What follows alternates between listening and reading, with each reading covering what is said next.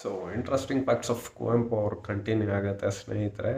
So ಅವರು 1924ನೇ ಇಸ್ವಿಲಿ ಜ ಜಯ ಭಾರತ ಜನನಿಯ ತನುಜಾತೆ ಜಯ ಹೇ ಕರ್ನಾಟಕ ಮಾತೆ ಅದನ್ನು ಬರೀತಾರೆ. ಅದಾದಮೇಲೆ ಸಾಹಿತ್ಯ ಕೃಷಿ ಶುರು ಮಾಡ್ತಾರೆ.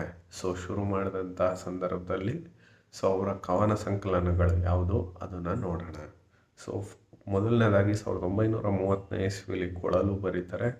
ಆ್ಯಂಡ್ ದೆನ್ 1933ನೇ ಇಸ್ವಿಲಿ ಪಾಂಚಜನ್ಯ ಬರೀತಾರೆ. 1934ನೇ ಇಸ್ವಿ ನವಿಲು ಮತ್ತು ಕಲಾಸುಂದರಿ ಬರೀತಾರೆ.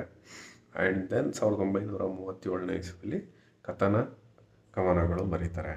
ಸೊ 1944ನೇ ಇಸ್ವಿಲಿ ಕೋಗಿಲೆ ಮತ್ತು ಸೋವಿಯಟ್ ರಷ್ಯಾ ಬರೀತಾರೆ. ಆ್ಯಂಡ್ ದೆನ್ ಪ್ರೇಮ ಕಾಶ್ಮೀರ ಅಂತ 1946ರಲ್ಲಿ ಬರೀತಾರೆ. So interesting facts of Kuvempu ಅವ್ರು ಕಂಟಿನ್ಯೂ ಆಗುತ್ತೆ, ಮತ್ತೆ ಹೇಳ್ತೀವಿ.